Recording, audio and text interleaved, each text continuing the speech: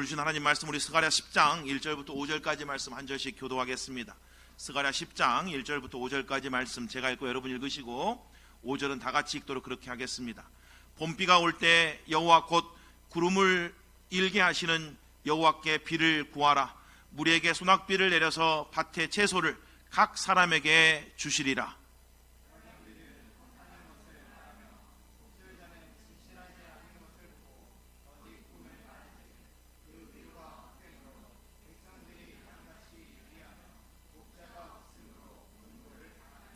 내가 목자들에게 노를 바라며 내가 순 염소들을 벌하리라. 만군의 여호와가 그 무리 곧 유다 족속을 돌보아 그들을 전쟁의 준마와 같게 하리니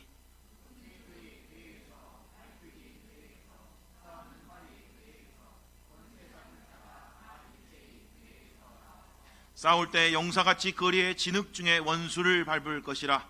여호와가 그들과 함께 앉아 그들이 싸워 말탄 자들을 부끄럽게 하리라. 아멘. 아멘. 오늘 1절 말씀해 보니까 구하라. 봄비가 올 때 여호와 곧 구름을 일게 하시는 여호와께 비를 구하라 라는 말씀으로 시작합니다. 사실 영어로 보면 ask, 구하라 라는 말이 제일 앞에 나옵니다. 구해라 라는 말씀으로 시작되는 본문이라는 걸 우리가 알 수가 있는 거죠. 우리가 읽지 않았습니다마는 6절에는 이렇게 되어 있습니다. 6절 후반전에는 나는 그들의 하나님 여호와라 내가 그들에게 들으리라 라고 되어 있는데 이 들으리라 라는 말이 answer, 답하다 라는 뜻입니다. 구해라, 내가 그들의 하나님 여호와니까 들어주겠다 이 말씀인 거죠. 오늘 우리가 하나님 앞에 구하러 왔잖아요. 그렇죠? 정말 하나님께 응답받고 돌아가는 귀한 시간이 되기를 주님의 이름으로 축복합니다. 제가 제일 좋아하는 말씀 구절 중에 하나가 민수기 6장에 있는 제사장의 기도라고 하는 구절입니다. 제사장들을 세우시면서 하나님께서 이스라엘의 제사장들에게 이스라엘을 위해서 늘 기도하라고 하는 그 내용이 민수기 6장에 기록되어 있죠. 그 내용이 바로 이겁니다. 아론과 그의 아들들에게 말하여 이르기를 너희는 이스라엘 자손을 위하여 이렇게 축복하여 이르되 여호와는 네게 복을 주시고 너를 지키시기를 원하며 여호와는 그의 얼굴을 네게 비치사 은혜 베푸시기를 원하며 여호와는 그 얼굴을 내게로 향하여 드사 평강 주시기를 원하노라 할지니라 하나 그들은 이같이 내 이름으로 이스라엘 자손에게 축복할지니 내가 그들에게 복을 주리라 라는 말씀입니다. 복을 빌어주라 라는 이야기잖아요. 그렇죠? 제사장들아 이스라엘 백성들을 향해 복을 빌어줘라. 하나님이 복 주시기를 위해서 기도해줘라. 하나님이 지켜주시기를 위해서 기도해줘라. 하나님이 은혜 베푸시기를 위해서 기도해줘라. 하나님이 평강 내려주시기를 위해서 기도해줘라. 그러면 내가 그 기도를 듣고 내가 이스라엘 백성들에게 복을 내려주시겠다라고 지금 그렇게 약속하고 있는 말씀이잖아요. 그렇죠? 그래서 제가 이 구절을 제 제일 앞에 이렇게 붙여놓고 늘 그 구절을 보면서 생각날 때마다 교회를 위해서 또 여러분들을 위해서 늘 그 말씀으로 기도합니다. 저는 여러분들이 정말 복 받기를 원합니다. 하나님의 축복을 경험하기를 원합니다. 하나님의 은혜와 평강, 하나님의 지키심을 날마다 경험하는 삶을 살았으면 좋겠습니다. 하나님은 우리에게 복 주시는 분이시다 라고 성경이 분명하게 말씀하고 있잖아요. 그렇죠? 그리고 우리는 그 하나님의 복이 없으면 살아갈 수가 없는 사람들입니다. 그러니까 우리가 복 받기를 원하는 그 마음 자체가 잘못된 게 아니에요. 하나님으로부터 복이 임해야 됩니다. 하나님으로부터 평강이 임해야 되죠. 하나님으로부터 은혜가 임해야지 우리가 한순간 한순간을 살아낼 수 있는 거지 매일매일을 살 수가 있는 거지 하나님으로부터 은혜가 없고 하나님으로부터 평강이 없고 하나님이 우리를 지키시지 않는다면 우리가 한순간도 살 수 없는 존재들입니다. 그러니까 우리는 하나님으로부터 그런 것들을 받기를 뭐 해야 된다는 거예요? 사모해야 된다는 이야기예요.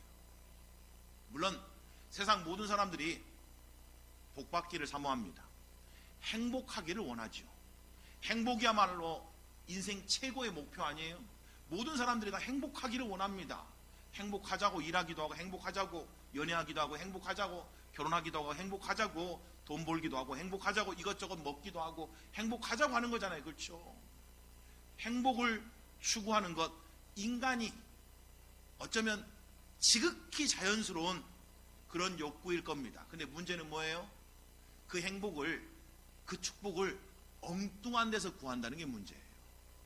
에레미야 2장 13절에 보면 이런 말씀이 나오죠. 내 백성이 두 가지 악을 행하였나니 곧 그들이 생수의 근원되는 나를 버린 것과, 여기서 생수의 근원이란 말은 다른 말로 말하면 축복의 근원, 복의 근원이라는 뜻입니다. 생수의 근원 대신 하나님을 버린 것과, 그리고 나서 스스로 웅덩이를 판 것인데 그것은 그 물을 가두지 못할 터진 웅덩이들이니라 라고 분명하게 말씀합니다. 내 백성이 범한 두 가지 악이 있다, 악한 일이 있다.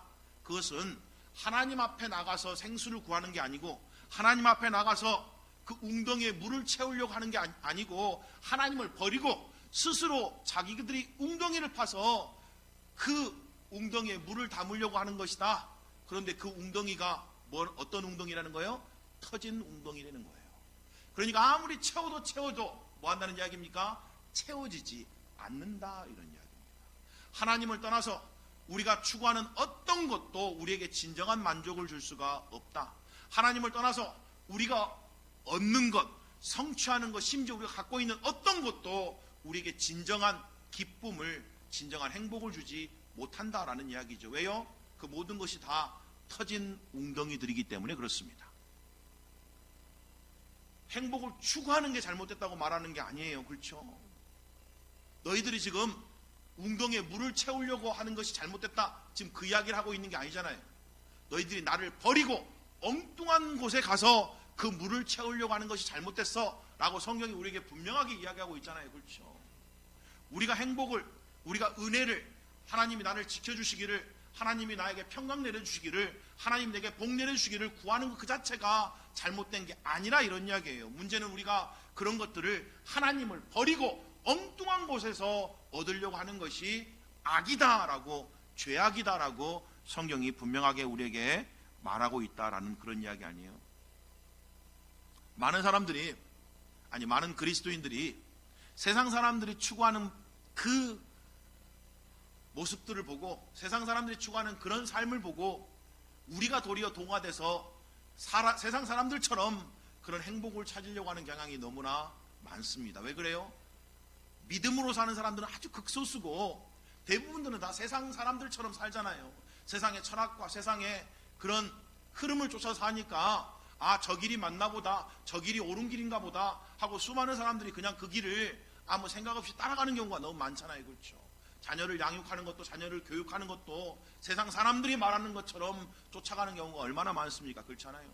우리가 행복이라고 말하는 것도, 우리가 축복이라고 말하는 것도 세상의 기준에 따라서 그게 행복이다, 축복이다라고 그런 식으로 판단하는 경우가 너무 많잖아요. 성경이 말씀하는, 하나님이 말씀하시는 축복, 하나님이 말씀하시는 그 행복의 기준을 쫓아서 살아가는 것이 아니라 세상 사람들이 말하는 그 행복 있잖아요.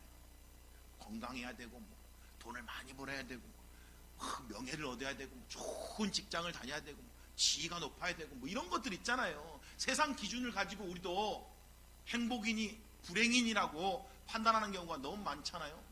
진짜 행복이 뭔지, 진짜 불행이 뭔지 우리가 하나님 말씀을 기준으로 쫓아 살아야 되는데 그러지 못할 때가 너무 많잖아요.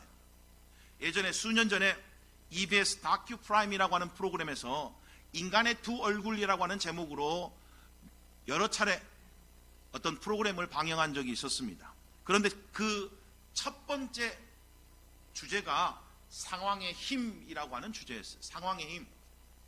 그래서 그 프로그램 안에서 대학생 5명을 한 방에 넣어놓고 문제를 풀도록 그렇게 시험을 했습니다. 4명에게는 미리 다 이야기를 해놨어요. 이게 시험이다. 그리고 방에 연기를 이게 들어오게 할 텐데 그 연기가 무해한 연기야. 그러니까 방 안에 연기가 들어와도 놀라지도 말고 계속해서 문제를 풀어라. 이렇게 미리 다 입을 맞춰놨습니다. 오직 한 사람에게만, 한 참가자에게만 아무 이야기도 안 해놨답니다. 5명이 이제 시험 막 열심히 풀고 있는데, 문제를 막 풀고 있는데 갑자기 문틈에서 연기가 싹 나오기 시작합니다. 처음에 그 상황을 모르는 한 사람이 너무 당황했어요. 어떻게 해야 될지 몰랐습니다. 그런데 옆에 사람들 보니까 네 사람들이 아무 미동도 않고 아무 그냥 표정도 변하지도 않고 계속 문제를 풀고 있더라는 거예요. 그랬더니 어떻게 했을까요? 이 사람도 아무렇지도 않는 척 그 옆에 사람들을 쫓아서 계속 문제를 풀었답니다. 이런 실험을 사람을 바꿔가면서 여러 번 했다는 거예요. 근데 결과가 항상 같았답니다. 다른 사람이 안 움직이니까 다른 사람들이 여전히 계속해서 연기가 나는데도 불구하고, 연기가 지금 막 방 안으로 들어오는데도 불구하고 계속해서 문제를 푸니까 자기도 괜찮겠지 하고 계속 문제를 풀었다는 거예요. 나중에 이제 시험을 다른 각도로 한번 해봤습니다. 이제 한 사람만 넣어놓고 문제를 풀게 했습니다. 그 사람은 그 상황을 모르는 사람이죠. 한 사람만 들어가서 문제를 막 풀게 하고 연기를 집어넣었더니 이 사람은 연기가 나자마자 벌떡 일어나서 문 밖으로 나갔답니다. 도망갔다는 거예요. 연기를 피해 나갔다는 이야기예요. 다른 여러 사람을 한 사람씩만 했을 때는 즉각적으로 그것을 위험을 감지하고 밖으로 나갔다는 거예요. 그런데 5사람 중에 4사람이 꼼짝 안 하니까 그 한 사람은 절대로 움직이지 않았답니다. 이걸 상황의 힘, 상황이 가져다주는 압력이다. 여러분이 알고 있는 것처럼 2014년에 우리 세월호라고 하는 끔찍한 사건이 벌어졌잖아요. 그렇죠? 배가 기울어서 지금 배가 침몰하고 있는데 애들이 도망갈 생각을 안 합니다. 왜요? 뭐라고 방송했어요? 움직이지 말고 객실에 기다리고 있으라 그랬습니다. 대부분의 아이들이 그냥 가만히 있었어요. 위험한 걸 감지해도 사람들이 다 가만히 있으니까 나 혼자 행동하지 않고 그걸 쫓아갔다 이 말이에요. 그게 상황의 힘이라는 이야기입니다. 위험한 걸 뭘 감지를 했는데 사람들이 다 그쪽으로 가니까 나 혼자만 튈 수가 없고 나 혼자만 이상한 길로 갈 수 없고 나도 모르게 그 사람들을 쫓아서 그 일을 한다 라고 하는 그런 이야기 아니에요? 그리스도인이 세상에서는 극소수입니다. 그렇잖아요. 많은 수가 아니죠. 게다가 우리가 믿음대로 산다, 직장에서 뭐 믿음대로 살고 학교에서 뭐 믿음대로 살고 이런 사람들을 만나기가 참 드뭅니다.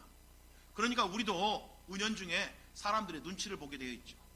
다른 사람들은 다 그렇게 가는데 나만 튈 수가 없다라는 생각, 이런 생각 때문에 내 믿음을 발휘하지 못할 때가 너무 많잖아요. 세상 모든 부모들이 애들을 그렇게 가르칩니다. 나만 유별나게 가르치기가 너무 힘들지 않아요? 나만 아니라고 말하기가 너무 힘들잖아요. 그러니까 세상 모든 부모가 하는 길에 나도 따라가야 된다고 생각해요. 그렇지 않아요? 이게 상황의 힘이란 이야기입니다. 우리가 행복과 불행을 판단할 때도 우리가 믿는 믿음으로 그래 이게 행복인 거지 이게 기쁨인 거지 라고 굳게 붙들어야 되는데 우리가 그러지 못하고 휩쓸려 갈 때가 너무 많다는 이야기예요. 여러분, 진짜 행복이 뭔지 진짜 기쁨이 뭔지 성경이 그걸 뭘 기쁨이고 뭘 행복이라고 말했는지를, 그리고 사실 오늘 우리가 그걸 구하러 온 사람들이니까 우리가 구할 때 세상 기준으로 구하는 게 아니고 하나님이 정말 기뻐하시는 그 기준으로, 하나님이 말씀하시는 그 기준으로 우리의 삶에 하나님의 복이, 하나님의 축복이 임하기를 기도해야 되는 거 아니에요? 그렇죠? 우리도 세상 기준에 맞춰서 건강하기를 위해서 기도하고 뭐 소원 성취하기를 기도하고 뭐 문제 다 해결되기를 위해서 기도하고 이런 정도의 수준의 기도가 아니라 하나님이 기뻐하시는 수준의 기도 있잖아요. 하나님이 정말 원하시는 수준의 기도, 정말 하나님 보시기에 너가 정말 믿음의 사람이구나, 너가 정말 나를 사랑하는구나 라고 할 만한 그런 기도 제목 가운데로 우리가 나아갈 수 있기를 주님의 이름으로 축복합니다. 자, 스가랴가 오늘 이스라엘 백성들에게, 우리들에게 권면하는 권면이 뭐예요?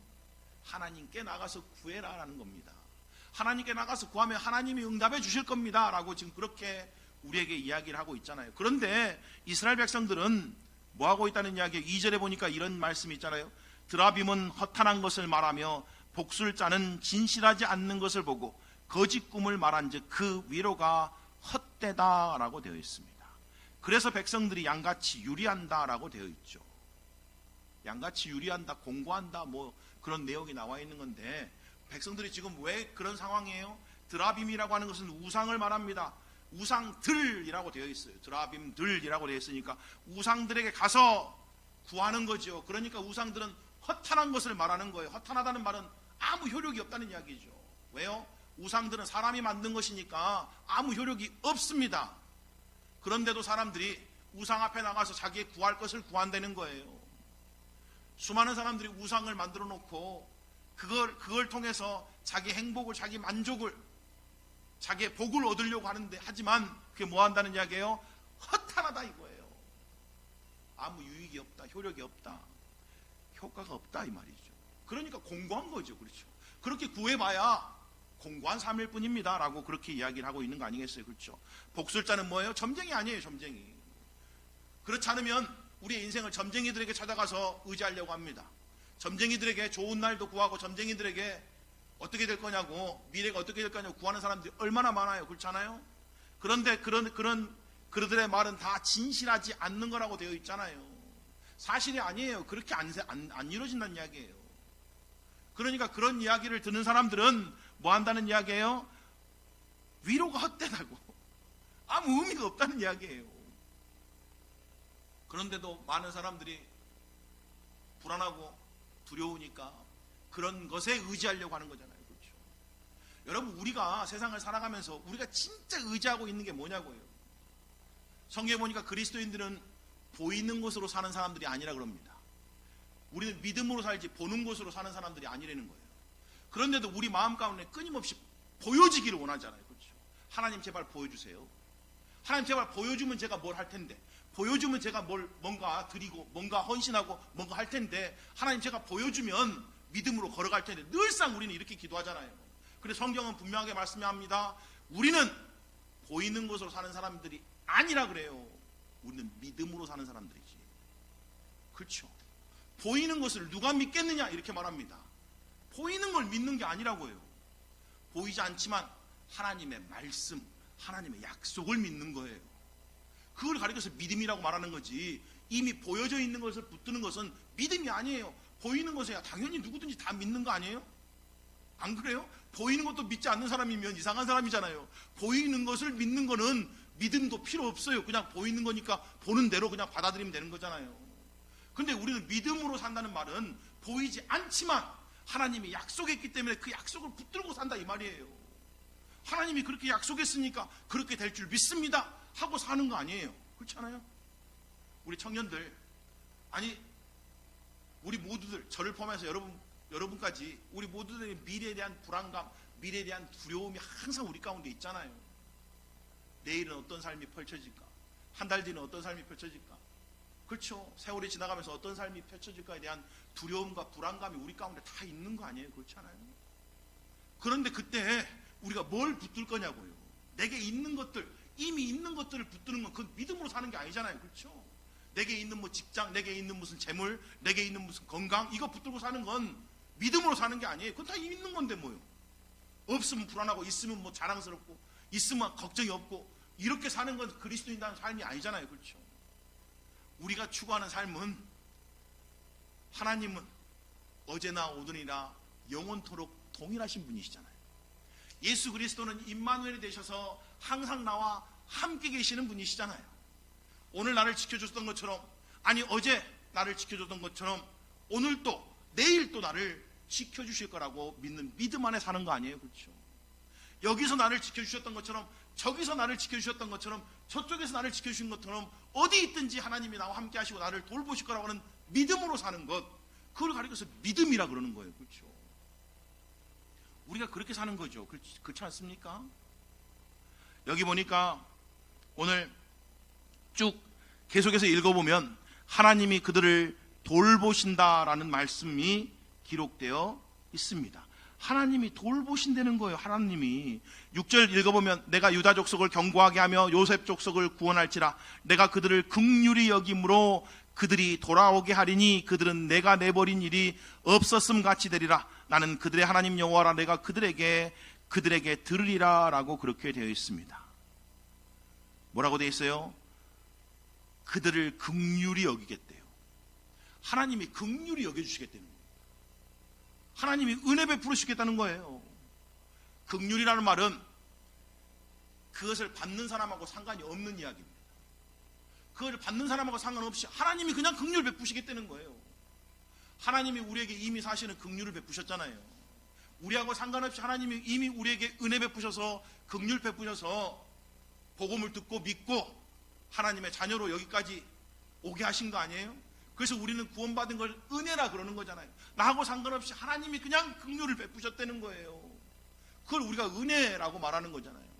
사는 것도 내 힘으로 사는 거 아니고 우리는 은혜였다고 고백하는 사람들 아니에요? 무슨 이야기예요? 내가 뭐 열심히 살아서, 내가 뭐 최선을 다해 살아서, 내가 뭐 잘나고 뭐 똑똑해서 여기까지 살아온 게 아니고, 그러지 못할 순간들이 너무 많았는데, 엇나가고 빗나가고 정말 무너질 그런 상황들이 수없이 많았는데, 하나님이 은혜 베푸셔서 붙드셔서 날 여기까지 인도해 주셨다고 이렇게 믿는 사람들이잖아요. 그리고 앞으로도 하나님이 그러실 거라고 믿고 사는 사람들 아니에요. 지금 그 이야기를 하고 있는 거예요. 하나님이 그렇게 도와주시겠다는 거예요.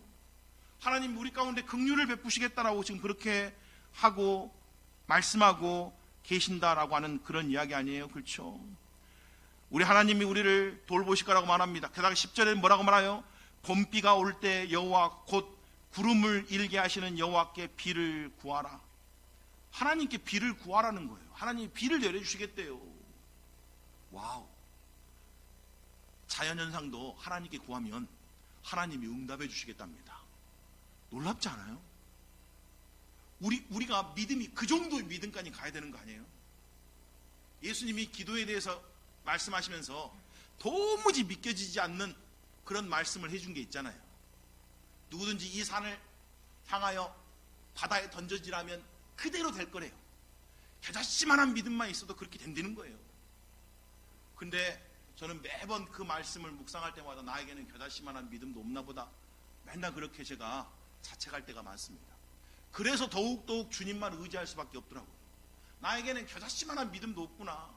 아니, 겨자씨만한 믿음만 있어도 옮겨진다 그랬는데 뭐 산이 바다에 던져지는 거는 고상하고 다른 것도 잘 안 될 때가 있잖아요. 그러니까 전심으로 하나님께 의지하게 되는 거 아니에요? 전심으로 주님께 주님만을 붙드는 게 아니에요? 붙들 수밖에 없는 거 아니에요?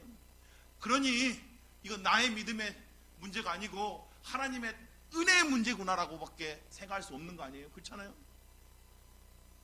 그래서 여러분, 우리가 기도할 때도 우리의 이름으로 기도하는 게 아니고 예수의 이름으로 기도한다라고 되어 있잖아요. 무슨 이야기입니까? 예수의 이름으로 기도하라는 말은 내 자신의 공로, 여러분의 뭐 공로, 여러분의 선함, 여러분의 착함, 오늘 여러분이 여기 와서 뭐 기도하는 그런 기도, 이런 거를 근거해서 하나님이 응답할 거라고 믿는 믿음이 아니다, 이런 이야기예요. 예수의 이름으로 기도한다면 전적으로 예수의 공로, 예수의 능력으로 하나님이 예수로 말미암아 기도를 들으시고 응답하실 거라고 믿는 믿음이다, 이런 이야기입니다. 사실 이 스가랴 10장도 메시아의 통치에 대한 이야기입니다. 메시아가 오셔서 메시아가 너희들을 회복시켜 줄 거야, 메시아가 너희들을 구원해 주실 거야, 메시아가 너희들을 축복해 주실 거야, 뭐 이런 이야기 연장선이에요. 9장 10장은. 그런데 그래서 오늘 보니까 유다 족속에 대한 이야기가 나오잖아요. 3절 후반절에 보니까 그 무리 곧 유다 족속들을 돌보시겠대요. 하나님이 돌보시겠다는 거예요. 내가 돌본다, 내가 너희들을 돌본다. 하늘에 나는 참새를 봐라, 그들보다 너희들이 더 귀해. 참새 한 마리도 내가 돌본데 하물며 너희일까 보냐. 내가 너희를 돌본다 라고 말한다고. 하나님이 유다 족속을 돌보신대요. 그래서 뭐 한다는 거예요? 그들을 전쟁의 준마와 같게 하리라, 승리하게 한다는 이야기죠. 게다가 뭐라고 말해요? 4절에 모퉁이 돌이 그에게서, 말뚝이 그에게서, 싸우는 활이 그에게서, 권세 잡는 자가 다 일제히 그에게서 나와서. 모퉁이 돌이 누굽니까? 예수 그리스도 아니에요? 유다 족속으로부터 메시아가 나와서 승리케 해주실 거예요. 예수 그리스도로 말미암아 너희가 승리하게 될 거다. 그로 말미암아 내가 너희를 돌본다. 그 안에서 내가 너희를 축복한다. 이런 이야기 아니에요? 그렇죠? 예수의 이름으로 기도한다는 말은, 우리는 이게 수표를 쓰는 문화가 아니지만 미국에서 제가 살 때는 늘 이렇게 체크를 갖고 다니고 수표를 썼습니다. 제 은행에 넣어놓은 돈이 있잖아요. 그러면 그 수표에다가 10불 적어가지고 가게에 이렇게 딱 그걸 내면, 제 이름을 쓰고 사인을 하면 그 10불을 그 가게가 제 은행에서 빼가는 거예요. 그게 수표 아니에요? 그렇죠? 그런데 제 은행에 돈이 하나도 없어요. 근데 제가 돈이 하나도 없는데 호기롭게 그 수표에다가 내가 당신한테 100불 줄게요 하고 100불을 하고 제 이름으로 사인을 해가지고 그 수표를 떼서 여러분한테 누군가에게 줬다고 생각해 보세요. 그러면 그 100불을 은행에서 찾을 수가 있을까요, 없을까요? 없죠. 왜냐하면 은행에 돈이 없거든요. 그럼 예수의 이름이라는 건 뭐예요? 그리스도 예수 안에서 하늘에 속한 모든 신령한 복이 하늘에 다 쌓아져 있다는 이야기예요. 예수의 이름으로 쓰면 반드시 하나님이 하늘에 있는 창고에서 거기 써져 있는 대로 우리에게 응답하신다라는 그런 이야기입니다. 우리가 기도할 때 그것을 믿고 기도하라는 이야기예요. 예수님이 이미 다 해놓으셨으니까, 예수님이 다 이루어 놓으셨으니까, 예수님이 이미 하늘 창고 안에 가득가득 예수의 이름으로 디파짓 이미 다 넣어놓으셨으니까 예수의 이름으로 그거 찾아가라 이 말이에요. 그 이야기입니다. 그게 바로 예수의 이름으로 기도합니다라는 이야기예요. 예수의 이름으로 기도하면 반드시 주신다 이런 이야기 아니에요. 그러니까. 오늘 사랑하는 성도 여러분, 우리가 기도하러 왔는데 우리 기도에 한계를 두지 말았으면 좋겠습니다. 많은 경우에 우리가 기도할 때 감흥할수록 기도에 한계를 두잖아요. 이런 기도는 응답하지 않으실 거야, 이런 기도는 안 들어주실 거야, 이런 기도는 뭐 하면서 우리가 우리 스스로 막 한계를 두잖아요. 그렇죠? 근데 우리가 둬야 될 것은 한계를 두는 게 아니고 이 기도가 하나님을 기쁘시게 하는 기도인가, 이걸 고려해야 된다는 이야기예요. 이게 정말 하나님의 뜻 안에 있는 기도인가, 이걸 생각해야지 우리가 무슨 한계를 두고 기도하면 안 된다는 이야기예요. 무엇보다도 우리가 내가 필요한 것, 내가 원하는 것, 그게 나를 위한 것이 아니고, 성경에 우리 야고보서에 보면 우리가 얻지 못하면 첫째가 뭐예요? 구하지 않기 때문입니다. 하나님께 안 구하고 엉뚱한 데서 구하니까 진정으로 못 받는다는 이야기예요? 아니에요. 두 번째는 뭐예요? 우리가 구하여도 얻지 못하면 잘못 구하기 때문입니다. 우리가 정욕으로 쓰려고, 나를 위해 쓰려고 잘못 구하니까 얻지 못한다고 성경이 분명하게 되어 있잖아요. 그렇죠? 오늘 우리가 은혜 보좌 앞에 나와서 하나님께 구하는 시간이 되었으면 좋겠습니다. 하나님은 반드시 우리의 기도를 들으시고 응답하시는 분이십니다. 누구 때문에요? 예수 그리스도 때문에. 우리가 그것을 믿음으로 붙들고 기도하는 시간이 되었으면 좋겠습니다. 그런데 두 번째, 우리가 구하는 그것이 나를 위한 건지, 내 정욕을 위한 건지, 내 만족을 위한 것인지 돌아보자는 이야기예요. 이게 정말 먹든지 마시든지 주의 영광을 위해 살아 그랬는데, 이게 정말 그리스도를 높이는 기도인지, 그리스도를 드러내는 간구인지, 우리가 그거를 붙들고 기도하자는 이야기입니다. 정말 주님이 기뻐하시는 기도인지. 그렇잖아요? 그래서 저는 젊은 친구들한테도 그렇게 도전을 해요. 돈을 위해서도, 재물을 위해서 기도했으면 좋겠어요. 그렇잖아요? 근데 그 재물이라는 것이 나 혼자 잘 먹고 잘 살고 내 가정, 나중에 내 자식들만 잘 먹고 잘 살자, 이런 기도가 아니고, 하나님 제게 좀 재물 좀 주십시오. 그래서 하나님의 나라와 영광과 교회를 위해서 좀 쓰임받는 삶을 살게 해주십시오. 하나님 정말 후한 사람이 되게 도와주십시오. 많이 흘러보내는 사람이 되게 도와주십시오. 나를 위한 삶이 아니고 하나님의 그 풍성함을, 하나님의 그 부요함을 세상에 드러내는 삶이 되게 해주십시오. 저는 이런 삶이 됐으면 좋겠다고요. 그렇잖아요? 똑같이 간구해도 자기만을 위해서 간구하는 것, 건강도 마찬가지고 재물도 마찬가지고 내 가정의 평안도 마찬가지고 내 삶의 평안도 마찬가지고, 단순히 나 하나 잘 되자고, 나 하나 평안하자고, 나 하나 뭐 높임 받자고, 이런 기도가 아니고, 하나님 나를 통해서 하나님 살아계심이 드러났으면 좋겠습니다. 하나님 내 인생을 통해서 하나님이 정말 위대하신 분이신지, 하나님이 얼마나 부요하신 분이신지, 하나님이 얼마나 선하신 분이신지가 드러났으면 좋겠습니다. 이런 기도로 기도하자, 이런 이야기예요, 여러분. 그래서 저는 여러분들이 평안을 누리고 은혜를 누리고 주의 복을 누렸으면 좋겠습니다. 그런 의미에서요. 여러분, 왜 제사장들에게, 이스라엘 백성들에게 그런 기도를 하라고 했는지 아시겠죠? 이스라엘 가운데 하나님의 복이 임하고, 이스라엘 가운데 하나님의 은혜가 임하고, 이스라엘 가운데 하나님의 평강이 임함으로 말미암아 모든 이방 족속들이 보기에, 야, 저기는 하나님이 함께 하시니까 저런 복을 누리는구나 라는 것을 보게 하도록 그렇게 하라는 이야기예요. 그래서 정말 하나님을 섬기는 것이 참된 복이구나. 그래서 이스라엘 백성들이 제사장 나라, 다른 안 믿는 족속들을 하나님께로 이끄는 역할을 하라 이 말이에요. 그걸 위해서 복이 임하기를 기도해주고, 은혜가 임하기를 기도해주고, 평강이 임하기를 기도해주고 지켜주시기를 위해서 기도해라, 이런 이야기였어요. 단순히 너희들끼리만 그냥 잘 먹고 잘 살고 너희들끼리만 평안하고 너희들끼리만 그냥 복받고 너희들끼리만 잘 되라, 이런 이야기가 아니고, 저는 그래서 여러분들이 오늘 기도하러 나오셨는데 하나님의 말할 수 없는 풍성함을, 말할 수 없는 부요함을 경험하는 삶이 되었으면 좋겠습니다. 그래서 여러분의 삶을 통해서 하나님은 이런 분이에요, 하나님은 이렇게 좋으신 분이에요, 하나님은 이렇게 부요하신 분이에요 라고 하는 간증이 넘쳐났으면 좋겠어요. 구하면 들어주십니다. 예수의 이름으로 기도하고 응답받고 돌아가는 귀한 시간 되시기를 주님의 이름으로 축복합니다. 우리 찬송가 310장 함께 찬송하도록